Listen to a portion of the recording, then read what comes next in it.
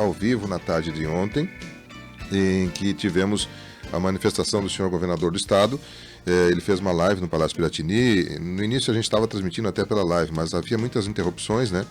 E o pessoal da Rede Gaúcha Sat nos forneceu um outro áudio, não com a qualidade do áudio da live, porque eles precisavam do microfone pegar na caixa de som, que não é o ideal para quem conhece, quem faz as transmissões sabe que a gente normalmente conecta o equipamento direto no sistema de som para que não haja aquela distorção do alto-falante e o som ambiente, enfim. Mas, mesmo com um pouco de eco, ele ficou mais estável do que o sinal da internet, que infelizmente oscilava em alguns momentos. Não chegou a se perder nada assim de relevante, mas isso atrapalhou um pouquinho ali.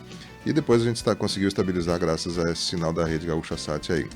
E levamos por cerca de 1h30 a manifestação do senhor governador, explicando vários aspectos aí da sua decisão, também algumas informações com relação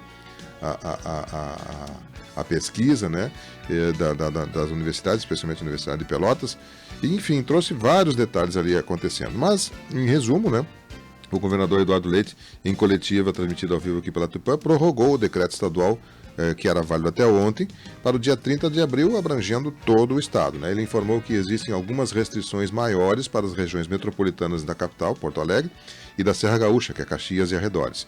Nos demais municípios, os prefeitos terão autonomia para flexibilizar as atividades econômicas, desde que respeitando o decreto estadual e as orientações dos órgãos de saúde federal, estadual e também municipal. Nós temos uma conclusão aí da manifestação do senhor governador que a gente levou ao vivo na tarde de ontem aqui na programação da Tupã. Veja, eu quero mais uma vez fazer um registro aqui à nossa secretária de saúde, à sua equipe, que está dedicada de forma exemplar na superação desse quadro tão adverso, com toda a história, a trajetória que tem a nossa secretária de saúde, uma equipe tão qualificada, nos dá muita segurança. Obrigado, Arita. E, como sempre foi frisado, eu estabeleci ouvir cientistas como uma forma de nós acertarmos mais e errarmos menos. Ouvi ao longo do dia de ontem, como tenho acompanhado diariamente, os estudos, as análises de diversos especialistas em diversas áreas, e não há unanimidade mesmo entre os cientistas. Mas havia ali, sim, uma unanimidade de que deveríamos manter ao máximo a política de distanciamento social. Nós não estabelecemos, a partir desses comitês deliberativos, mas sim comitês que apoiam, dão suporte e que permitem ao governador tomar a decisão. Nós ouvimos esses comitês. Não se trata de ter anuência ou não desses comitês, mas foi ouvido. Ficamos até às 10h30 da noite, na última reunião com o comitê científico, ouvindo, ponderando diversas colocações. E, como eu disse aqui, nós precisamos equalizar os efeitos colaterais do tratamento, que são muito pesados, muito pesados. Acho que todo mundo aqui, em maior ou menor grau, já fez algum tratamento de saúde em que se avalia a repercussão dos efeitos colaterais, inclusive para decidir a troca de um medicamento ou até não fazer um tratamento que significasse evitar um efeito colateral que pudesse ser mais grave do que a própria doença. Nesse momento nós não sabemos exatamente ainda com o que estamos lidando, mas sabemos os efeitos colaterais que já se sentem por conta da política de restrição de atividades.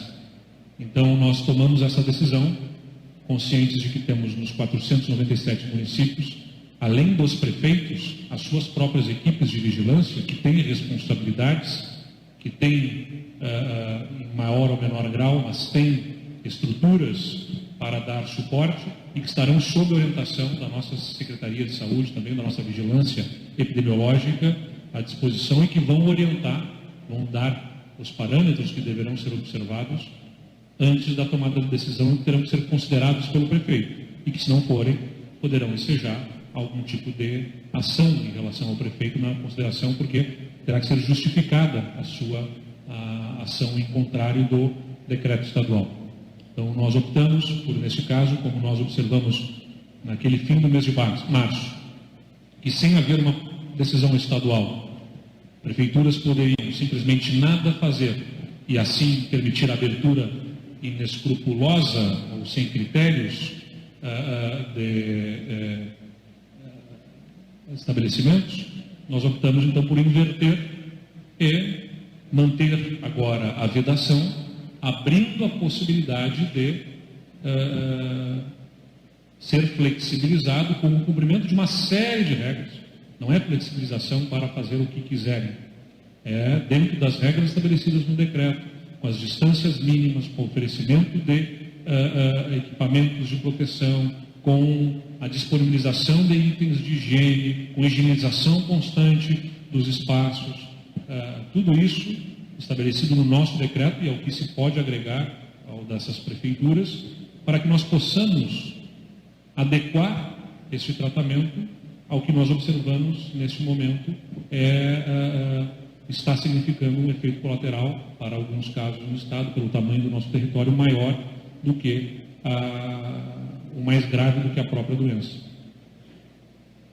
E observando que a região metropolitana é um foco, como eu disse, Porto Alegre sozinha tem 45% dos casos, ela tem 13% da população, mas tem 45% dos casos, maior índice de internações também aqui, que a região metropolitana participando, não tem o percentual, mas certamente Porto Alegre e a região metropolitana respondem por bem mais de 50% do número de casos. Se alguém fizer a conta e me der a resposta aqui, eu agradeço. Mas a gente tem na região metropolitana talvez cerca de 60% dos casos associados à Serra Gaúcha. Nós vamos ter talvez 70% dos casos no Rio Grande do Sul, apenas neste eixo, e pela alta relação de interação, de interdependência econômica entre os municípios dessas duas regiões, para estas regiões, nós não temos a política de distanciamento na forma como estava, sem a possibilidade de flexibilização, pelo estágio em que estão. Então, entendemos que esta é a forma adequada de tratarmos, porque assim como um médico tem que zelar pelo seu paciente na sua saúde, mas também considerando os efeitos colaterais devidos, observando o conjunto, o contexto, nós optamos por encaminhar dessa forma, ouvindo aos especialistas, ouvindo a nossa equipe da Secretaria de Saúde, evidentemente, e tomando essa decisão, que para alguns dos especialistas deveria ser mais forte, para outros poderia ser menos rigorosa, e nós optamos por encaminhar dessa forma. Bem, essa foi a conclusão da manifestação do senhor governador, né? E aí você teve um resumo de como ficou a decisão do decreto estadual e as informações no que ele se baseou, a sua equipe se baseou, para estabelecer o decreto agora que está vigorando até o dia 30, mantendo restrições, especialmente ali nas regiões metropolitanas, na Serra Gaúcha, né? Caxias e arredores, e Porto Alegre e arredores ali. Nos demais municípios, então, as determinações podem ser feitas pela municipalidade. No caso do Panciretã, já tinha um decreto que estava vigorando até ontem, e agora na sequência nós vamos repercutir com o prefeito aí, né? Logo depois da manifestação do senhor governador, a gente ouviu o prefeito municipal manifestando a posição oficial de Tupanciretã, ainda não decretada, porque o decreto ainda está sob análise. Na própria entrevista, o prefeito manifesta que agora pela manhã eles estão fazendo a avaliação jurídica e técnica das adaptações que poderão ser feitas ao decreto que estava vigorando até ontem, mas ele diz que em síntese mantém o decreto, que pontualmente poderá ocorrer algumas flexibilizações em alguns segmentos que não estavam flexibilizados ou não estava bem claro no decreto anterior. Isso ainda está sob análise e deve ser publicado nas próximas horas. Mas nós vamos ao intervalo comercial. No retorno a gente traz recupera a palavra do prefeito municipal, que nos trouxe informações. Também o presidente da CIT, o Jader Gaklik, falando sobre o setor empresarial, ou representando o setor empresarial, também nos falou na tarde de ontem, repercutindo essa decisão estadual. Um rápido intervalo comercial. Eu já retorno. Em nome de Rede de Farmácia São João, cuidar da